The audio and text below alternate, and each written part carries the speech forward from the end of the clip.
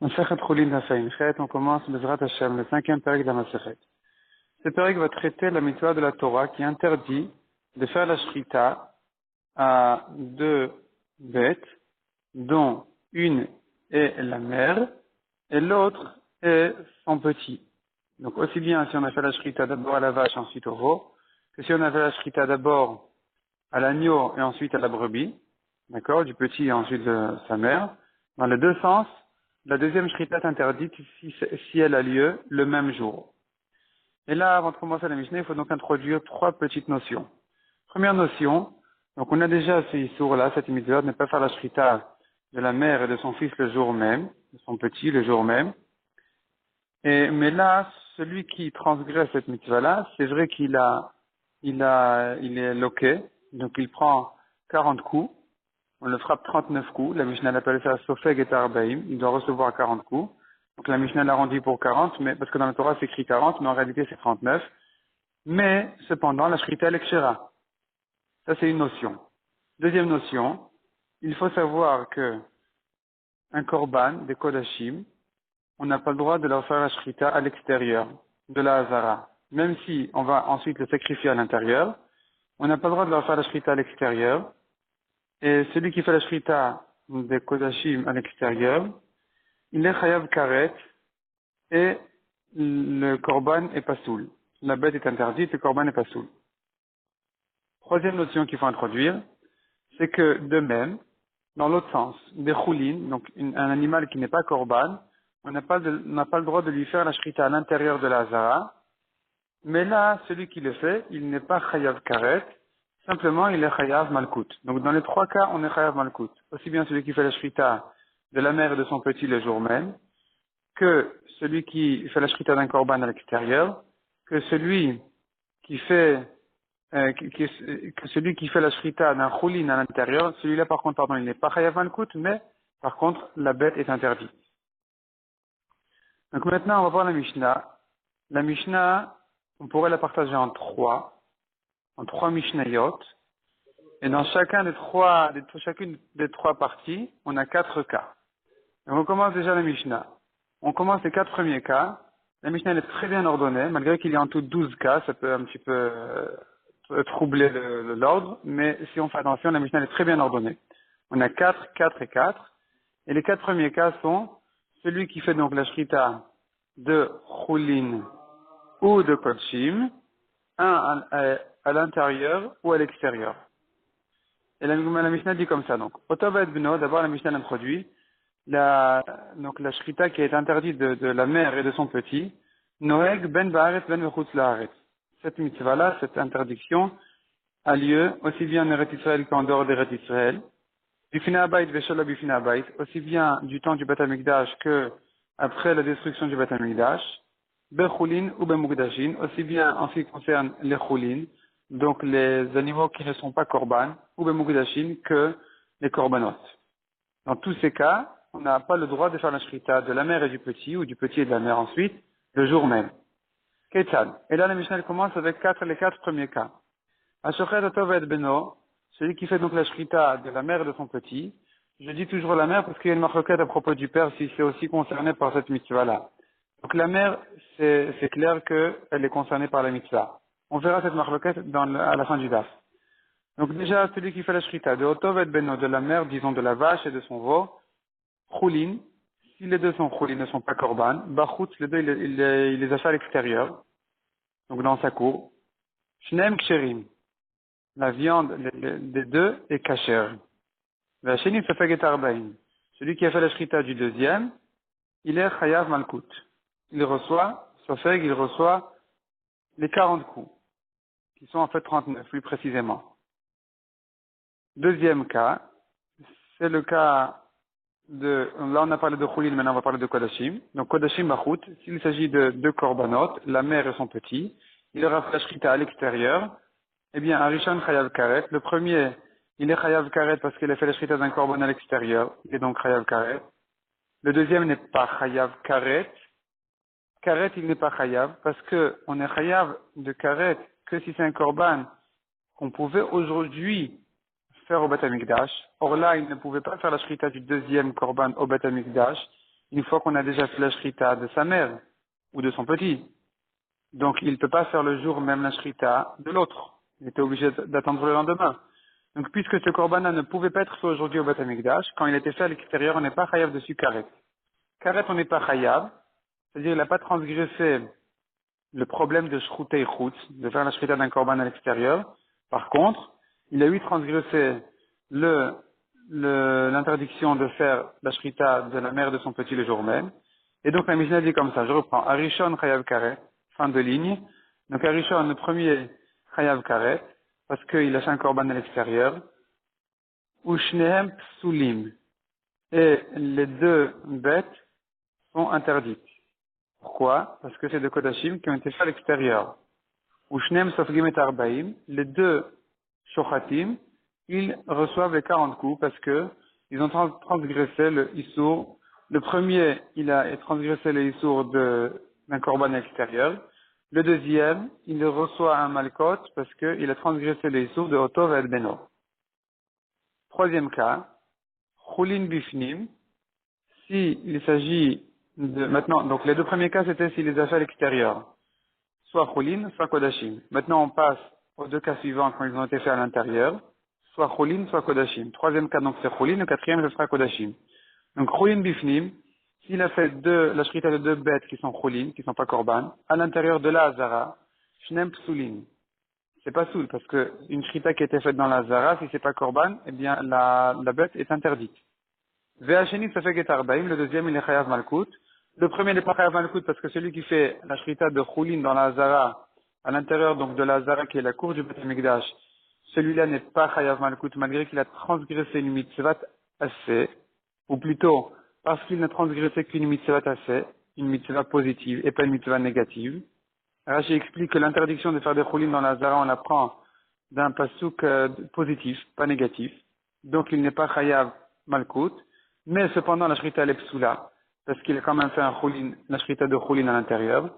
Le hashini safag et arbaim, le deuxième, il est chayav malkout, parce qu'il a transgressé le lave, donc la mitzvah négative de Otov et Beno. Et enfin, quatrième cas, kodashim bifnim, si les deux bêtes étaient korban, il les a faites à l'intérieur, arishon kacher, le premier, c'est merveilleux, il a fait justement la mitzvah qu'il fallait. Donc c'est kacher, ou patour, évidemment qu'il est patour. Vacheni, le deuxième, Sofeget Arbaïm. D'abord, il est Chayav Malkout parce que il a transgressé Otov et Beno. Il a fait le jour de la mère, il a fait la shrita du petit, ou le contraire. Ou Pasoul. Et le Korban est aussi Pasoul parce qu'il n'a pas été fait correctement. Ça sont les 4 premiers cas. Passons maintenant à la deuxième partie de la Mishnah, qui sont les 4 cas suivants. Et là, la Mishnah, elle veut dire que la mère et le petit ne sont pas les deux chulin ou les deux kodashim, mais un est chulin et l'autre est kodashim. Ici aussi, on aura 4 cas, soit chulin d'abord et kodashim ensuite à l'extérieur, soit l'inverse, kodashim d'abord et chulin ensuite à l'extérieur. De même à l'intérieur, soit chulin d'abord et kodashim ensuite à l'intérieur, de la hazara toujours, soit le contraire, kodashim et chulin ensuite dans la hazara. Donc passons au premier cas de la deuxième partie de la Mishnah. Chulin et Kodashim. Les deux bêtes étaient une Chulin et l'autre Kodashim. Donc disons que la vache était Chulin et le veau était Kodashim, mais c'est valable aussi dans le cas contraire. S'il les a fait les deux Bachut à l'extérieur, Arishon Kasher, le premier Kasher, parce que la vache, elle est Chulin, elle était faite à l'extérieur, il n'y a aucun problème. Ou Patour, il est aussi Patour, il n'a transgressé aucun Issour. Vacheni, le deuxième, Sofeg et Arbaim, celui qui a fait donc les Kodashim à l'extérieur, il est Chayav Malkout parce qu'il a transgressé au Tov et Beno, ou Pasoul, et d'ailleurs ce korban il est Pasoul parce que c'est un korban qui a été fait à l'extérieur. Maintenant ici, celui-là n'est pas Chayav Karet parce qu'on ne pouvait pas le faire même à l'intérieur comme on a dit dans la Récha, puisqu'on ne pouvait pas le faire à l'intérieur puisqu'il avait déjà fait la shrita de la mer ce jour même. Donc il n'y a pas dessus de lave de shroutei chut, qui veut dire ne fais pas la shrita à l'extérieur d'un korban quand tu peux le faire à l'intérieur. Lui ne pouvait pas le faire à l'intérieur parce qu'il avait déjà fait le jour même la shrita de sa mère. Donc ce lave-là, il n'a pas, cette mitzvah négative, il ne l'a pas. C'est pour ça qu'il n'est pas chayav karet, mais cependant il est chayav malkout pour avoir fait la shrita du petit le jour même on a fait la shrita de sa mère. Donc déjà, il est loqué. Ensuite, le korban n'est pas soul. Deuxième cas, kodashim vechulin bachut, donc on reste à l'extérieur de la Hazara. Et là, il a fait d'abord le korban et ensuite le chulin. Harishon chayav karet, le premier chayav karet parce qu'il a fait le korban à l'extérieur, ou pas soul. Ve'acheni, le deuxième qui a fait la shrita du chulin à l'extérieur, kacher, malgré qu'il a transgressé le lave, donc l'interdiction de Otoved Beno, c'est pas possède la shrita elle est quand même kshera, Ushnem Sofgim et Arbaim. Les deux shochatim, ils les sont frappés de 40 coups, chacun pour sa raison. Le premier, parce qu'il a fait un korban à l'extérieur, et le deuxième, parce qu'il a fait la shrita c'est vrai que c'est un choulin, mais le jour même, on a fait la mère, ou le contraire, ou le petit, ou le veau, et donc, il est chayav aussi malkout. Troisième cas, Cholin vekodashim bifnim. Maintenant, on passe à l'intérieur. Si ça a été fait à l'intérieur, donc de la Hazara. Troisième cas, c'est Cholin et Kodashim. Quatrième cas, ce sera le contraire. Kodashim et Cholin. Donc, on est dans le troisième. Cholin vekodashim. D'abord, il a fait le Cholin. Et ensuite, il a fait le Kodashim bifnim à l'intérieur, dans la Hazara. Shnem psulim. Les deux sont psulim. Le premier parce que c'est un Cholin qui a été fait à l'intérieur de la Hazara. Et le deuxième, parce que il lui a fait la shrita le jour même, alors qu'il avait, le jour même où il a fait sa mère ou son petit. Et donc c'est une mauvaise shrita, et le korban, en tant que korban, c'est pas soul. V'acheni ça fait Arbaim, le deuxième il est chayav malkout parce que il est transgressé Oto ve'ed veno. Et enfin quatrième cas de la deuxième partie de la Mishnah, Kodashim ve'chulin bifnim. Si, là on est toujours à l'intérieur, mais on inverse l'ordre. Donc il a fait d'abord les Kodashim, le korban, la bête de korban il a fait à l'intérieur, c'est magnifique. Et ensuite, il a fait le chulin. Donc, Arishon, kasher ou patour. Le premier, c'est un korban kasher. Et le shochet, il est patour. Parce qu'il a fait aucune avera. Vacheni, le deuxième, ça fait Geta Arbaim. D'abord, il est chayav malkout parce qu'il a fait Otoved Veno. Il a fait la shrita du petit après avoir fait la shrita de sa mère. Ou pasoul. Et ensuite, c'est pasoul parce que c'est un chulin qui a été fait dans la Hazara. Et là, on a terminé la deuxième partie de la Mishnah. Passons à la troisième partie de la Mishnah. Et là, la Mishnah, elle va parler donc s'il a fait un à l'extérieur et un à l'intérieur. Et là aussi, on aura 4 cas. Donc le premier cas, c'est Choulin à l'extérieur et ensuite Choulin à l'intérieur. Donc Choulin bachut bifnim. On reste toujours dans Choulin. La mère et son petit étaient Choulin. Il a fait un à l'extérieur de la Hazara et l'autre à l'intérieur de la Hazara. Arishon Kacher, il n'y a aucun problème, ou Patour. Vachini Sefeget Arbaim, le deuxième. D'abord, il est Chayav Malkout parce qu'il a fait Otoved Beno. Et ensuite, ou Pasoul, parce qu'il a fait la shrita d'une bête qui n'est pas Korban, qui est Choulin, dans la Hazara, donc c'est Pasoul. Deuxième cas, Kodashim Bachut ou Bifnim. Donc on reste toujours avec d'abord Bachut et ensuite Bifnim. Donc la première bête, il a fait à l'extérieur et la deuxième, il a fait à l'intérieur. Simplement là, les deux sont Kodashim. Arishon Chayav Karet, le premier Chayav Karet parce qu'il a fait un korban à l'extérieur. Ou Shneem Sofgim et Arbaim, les deux sont Chayav Malkout. Le premier parce qu'il a fait un korban à l'extérieur. Et le deuxième parce qu'il a transgressé Oto Ve'et Beno. Et à nouveau, là il n'est pas Chayav Karet au deuxième, malgré que c'est un korban qui a été fait à l'extérieur, puisqu'il ne pouvait pas le faire aujourd'hui même à l'intérieur, après avoir fait la shrita de sa mère. Ou Shneem Psulim, les deux évidemment sont Psulim parce que c'est un korban qui a été fait à l'extérieur. Maintenant, on passe au troisième et quatrième cas. Choulin, on revient donc à Choulin, Bifni ou Bachut, là on inverse l'ordre. Il a fait le premier à l'intérieur et le deuxième à l'extérieur. Arishon Pasoul, le premier Pasoul parce que c'est un Choulin qui a été fait à l'intérieur ou Patour.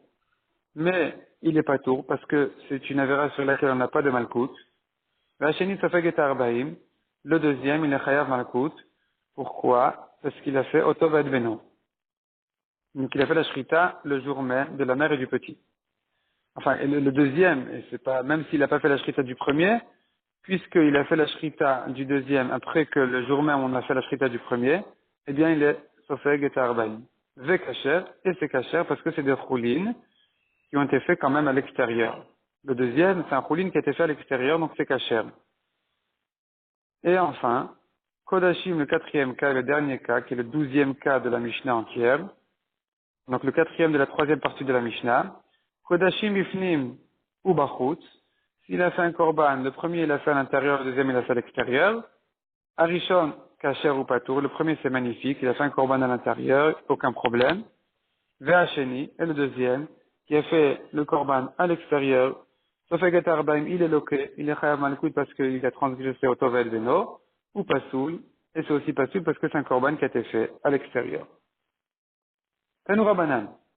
Minain le Tovet Beno, d'où sait-on que cette mitzvah de ne pas faire la shrita de la mère et de son petit, chez Noeg Bemugdashin, que cette Mishnah-là, cette mitzvah, elle concerne aussi les korbanot. Peut-être que ça ne concerne pas les korbanot du tout. Talmud Omar, on apprend du passage qui dit Shor, o Kesev, o Ez, Kivalem. Donc là-bas, il s'agit d'un korban. Shor, le taureau, o Kesev, ou le mouton, o Ez, ou un bouc, qui valide s'il naît, eh bien, il faut attendre 8 jours avant de avant de le sacrifier en tant que korban. Ça, c'est un pasuk. Le pasuk, ensuite, il dit, Uktiv batre, il est écrit après, Veshar ose, un taureau ou un agneau, Otovet beno, lui et son petit, Lodishratu biamechad, vous ne leur ferez pas la shrita le jour même. Pourquoi la Torah a-t-elle besoin de mettre les deux mitzvot qui n'ont aucun rapport l'une avec l'autre, une à côté de l'autre? Pourquoi elles sont voisines? L'imed, ça vient nous enseigner, à l'Otovet beno, chez Naeg Bamugdashin, que justement la mitzvah de Otovet beno, elle concerne aussi les korbanot. Demande la Gemara, Ve'ema bemukdashin in, bechulino, peut-être que ça ne concerne que les korbanot et pas les chulin, puisque la Torah a écrit cette mitzvah-là juste après la mitzvah de korban. Répond la Gemara, Shor ifsik aïnian. Du fait qu'on est en train de parler de taureau ou de mouton, et que la Torah a eu besoin de se répéter, en disant, et le taureau ou le mouton, vous ne leur ferez pas la shrita de la mère et de son petit le jour même. On était en train de parler du taureau et du mouton, la Torah n'avait pas besoin de se répéter. Donc, ifsi kainyan, c'est pour faire un arrêt entre les deux mitzvot. Donc, ça vient dire qu'il ne s'agit pas que de korbanot, mais aussi de chulin. Demande à Gemara si c'est comme ça, Veima, disons que de chulin il ne mugdashino, peut-être qu'au contraire, du fait que la Torah a mis un arrêt, c'est bien pour montrer que ça ne concerne que les chulin et pas les korbanot. D'où sait-on que ça concerne aussi les korbanot? Réponse. Ktiv Veshor. Il est écrit dans la deuxième mitzvah, donc de Otov et Beno, c'est écrit et le taureau ou l'agneau, vous ne leur ferez pas la shrita de la mère et du petit le jour même. Pourquoi la Torah a eu besoin d'écrire Veshor, Vav Mosif Alinyan Rishon? La lettre Vav, qui veut dire et, elle s'ajoute sur la mitzvah, le pasuk précédent, qui veut dire donc que ça concerne aussi les korbanot, mais ça concerne aussi les chulin. Ça concerne les korbanot parce qu'on a le Vav, qui met en rapport la deuxième mitzvah avec celle d'avant, la mitzvah de Otovat Beno avec celle des korbanot, et d'autre part, ça concerne les chulin, du fait que la Torah a eu besoin de se répéter, donc on comprend de là qu'il y a un petit arrêt quand même, ça concerne aussi ce qui n'a pas été concerné dans le passage précédent, qui est donc les chulin. Demande à Gemara, Ima Kodashim, Kilaim si on apprend de la smichut, du rapport entre les deux psukim, que ça concerne les korbanot, on devrait dire comme ça.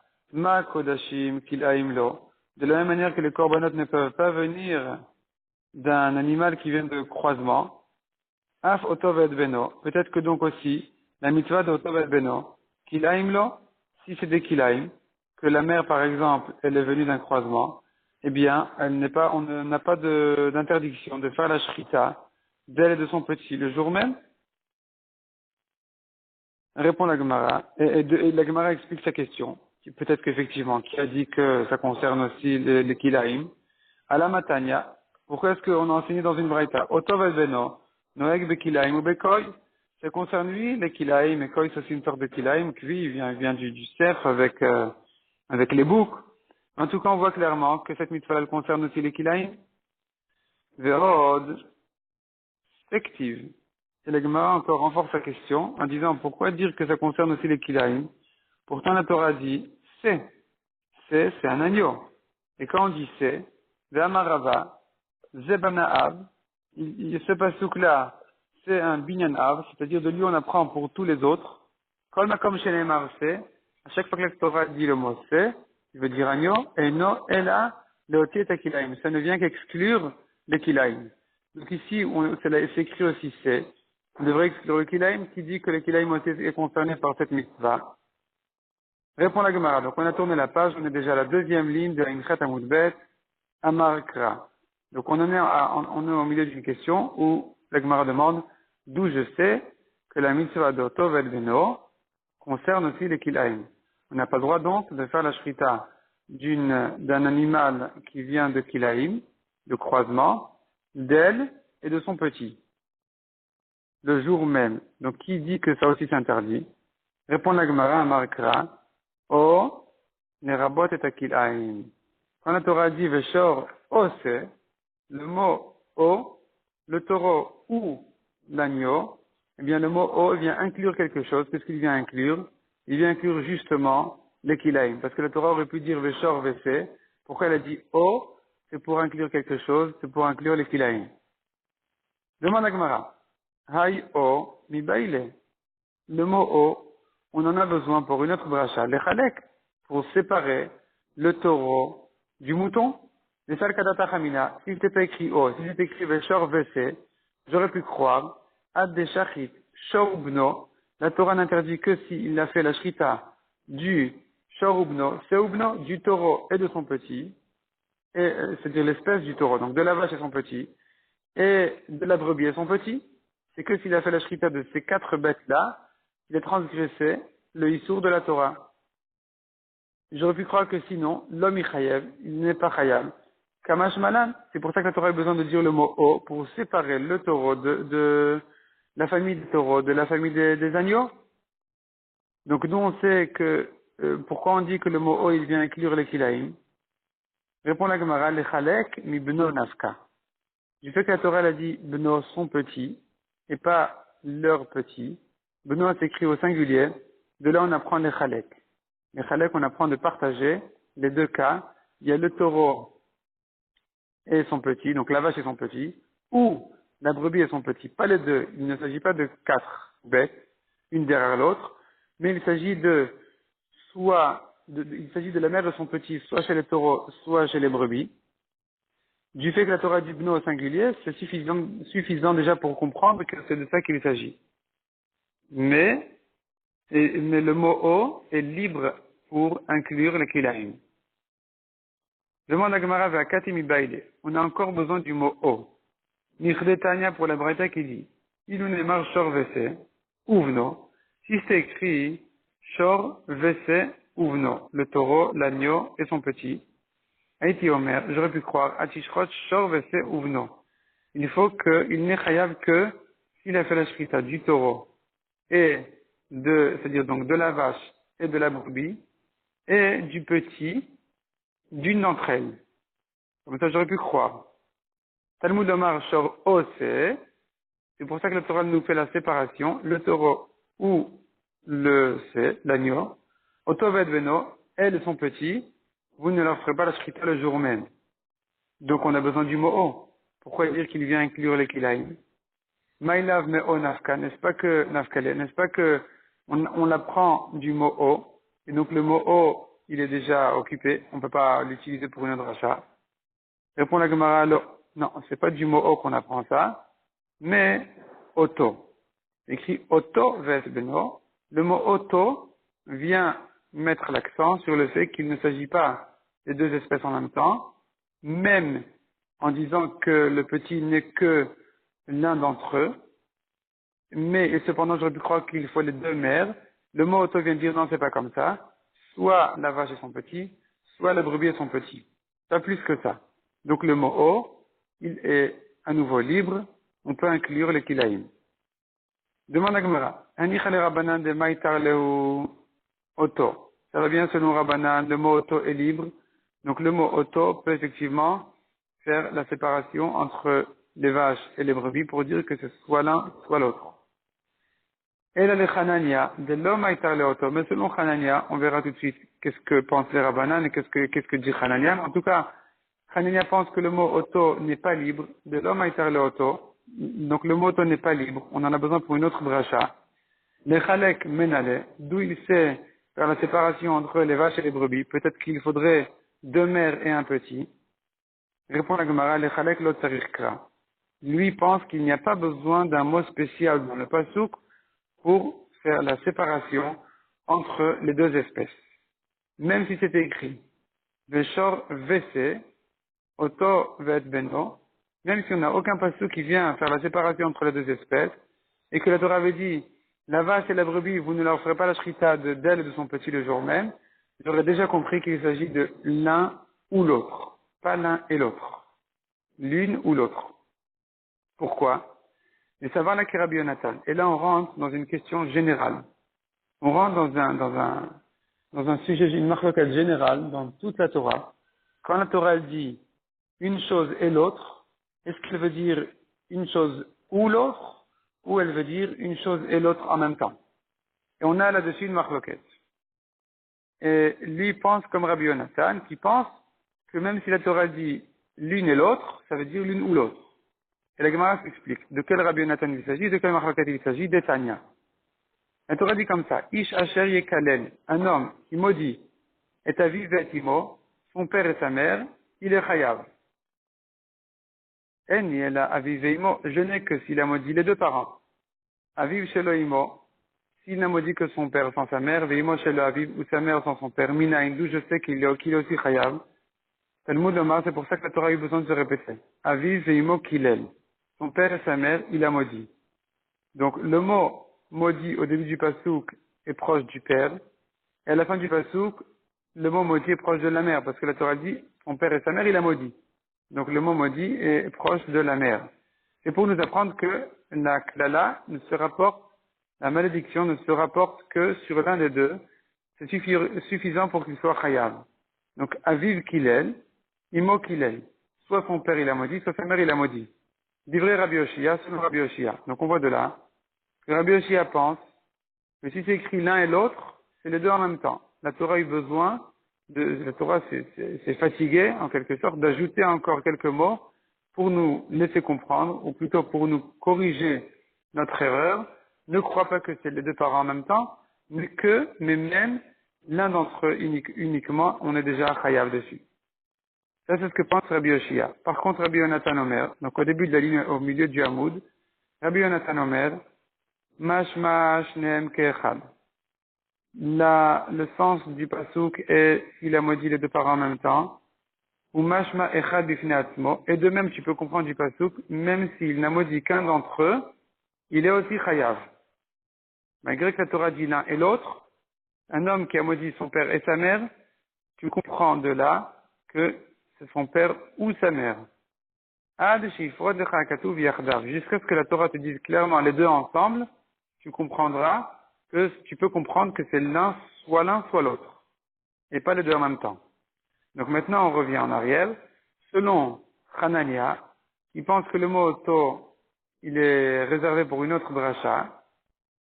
Donc on a demandé pourquoi est-ce que d'où on sait les chalek, d'où on sait faire la séparation entre l'espèce des vaches et l'espèce des brebis. On aurait besoin peut-être du mot o. Et si on a besoin du mot o, comment on peut inclure les kilaïm? La Gemara dit non, lui il pense qu'on n'a pas besoin d'aucun pasouk pour la séparation entre les espèces. Dès que la Torah me dit la vache ou la brebis, tu ne peux pas leur faire la shrita à elle et à son petit, je comprends de là, dès que la Torah dit la vache et la brebis, tu ne peux pas lui faire la shrita à elle et à son petit, je comprends que ça veut dire l'une ou l'autre, pas les deux en même temps, même s'il n'a pas fait les deux en même temps. Comme Rabbi Yonatan qui dit qu'à chaque fois que la Torah dit l'un et l'autre, ça veut dire l'un ou l'autre. Et là, enfin, la Gemara nous explique qu'est-ce que c'est Kranania, qu'est-ce que c'est Krabanan. Quelle est cette marloquette, à savoir est-ce que le mot auto est libre, le mot auto n'est pas libre, de quoi il s'agit. Donc, Umaï Kranania, Umaï Rabanan. Netanya. Et là, enfin, on arrive aussi au sujet qu'on a vu au début de la Mishnah. Est-ce que cette mitzvah concerne aussi le père ou elle ne concerne que la mère et le petit?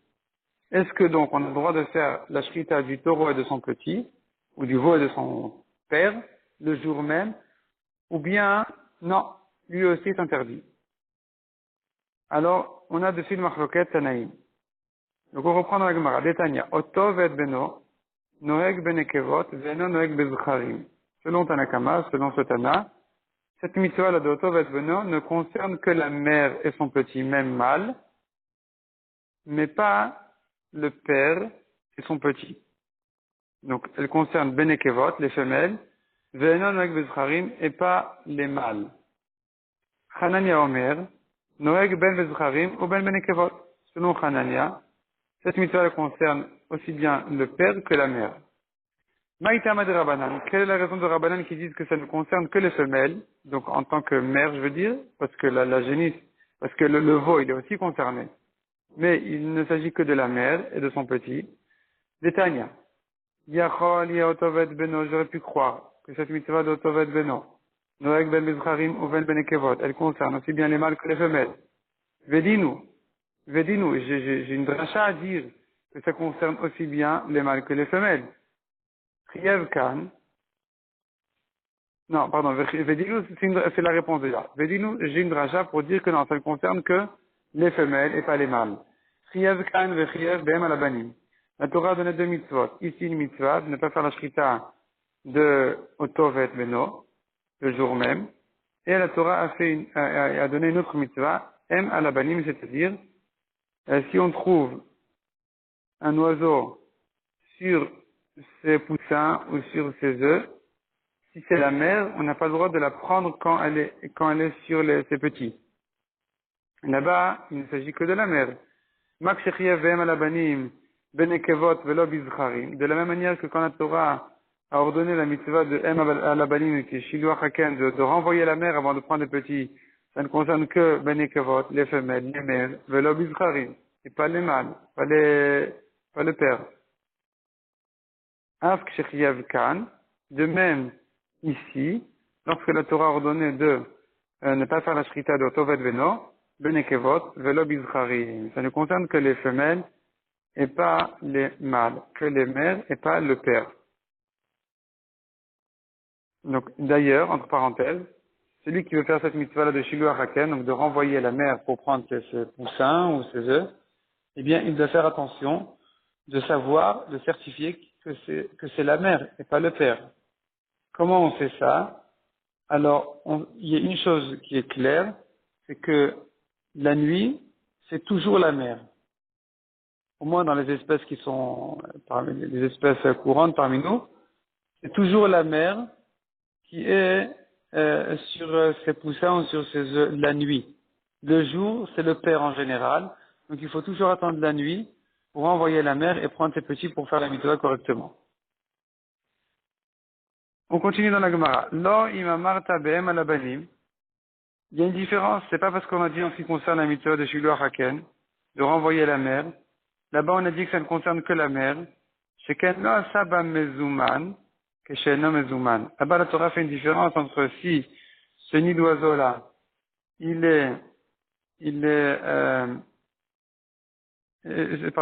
cette, eh bien, la Torah dit que si ça a été un endroit gardé, mezuman, c'est-à-dire un endroit qui était prévu, qui était gardé, qui appartient à quelqu'un, autrement dit, il n'y a pas de mitzvah. Pour accomplir la mitzvah, il faut certifier que l'endroit il est efker. Lo asaba mezuman, et she'eno mezuman. Il faut que la mère et les poussins soient efker. Ils n'appartiennent à personne.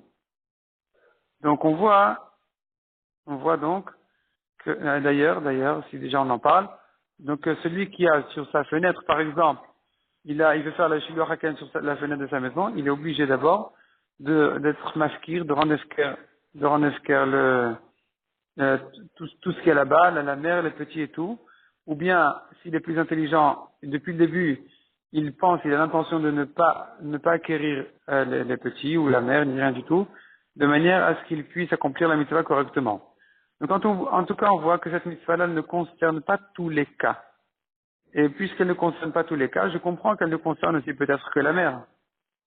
Tandis que chez nous, Tomar Botovet Beno, est-ce que c'est la preuve pour la mitzvah d'Otovet Beno chez Asaba Mezuman Keshe le Mezuman, où là la Torah, elle a comparé le Mezuman, ce qui appartient à quelqu'un, à ce qui n'appartient pas à quelqu'un.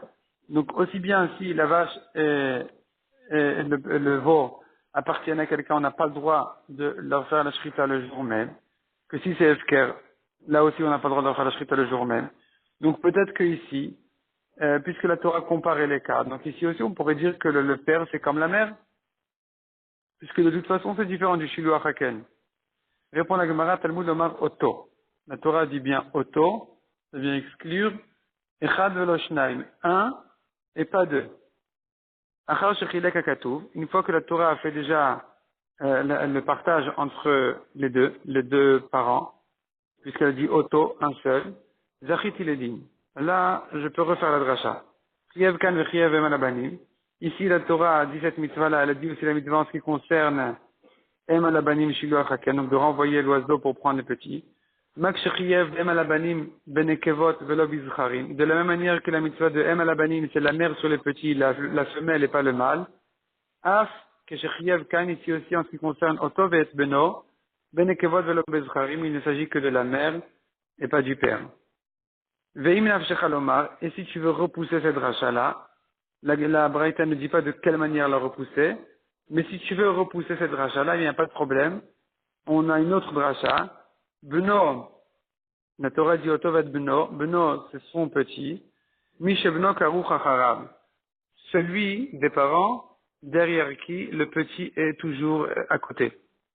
De qui il s'agit? De la mère Yatsa Zachar, ça exclut le père, chez En Beno Karuch Acharab, dont le petit, le veau, ne le colle pas derrière toujours.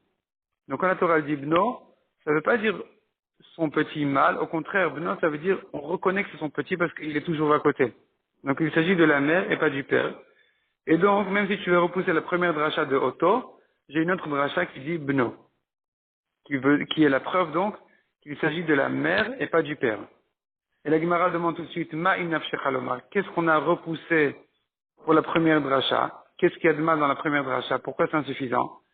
Et la Gemara répond, V'chi tema Otto Zachar mashma, si tu veux dire que Otto, c'est le Zachar, c'est au contraire, le mot Otto, il est écrit au masculin. Donc ça voudrait dire que quand la Torah dit qu'elle vient exclure un des deux parents, je préférerais dire que la mitzvah concerne le père plutôt que de dire qu'elle concerne la mère, parce que le mot Otto est écrit au masculin. Zachar mashma. Areu Omer répond donc la Braïta, Beno. C'est pour ça que la Braïta elle répond, elle dit Beno, son petit à lui, donc à elle. Mishebno Karuch Acharab, c'est-à-dire quand on reconnaît que c'est son petit parce qu'il est toujours à côté.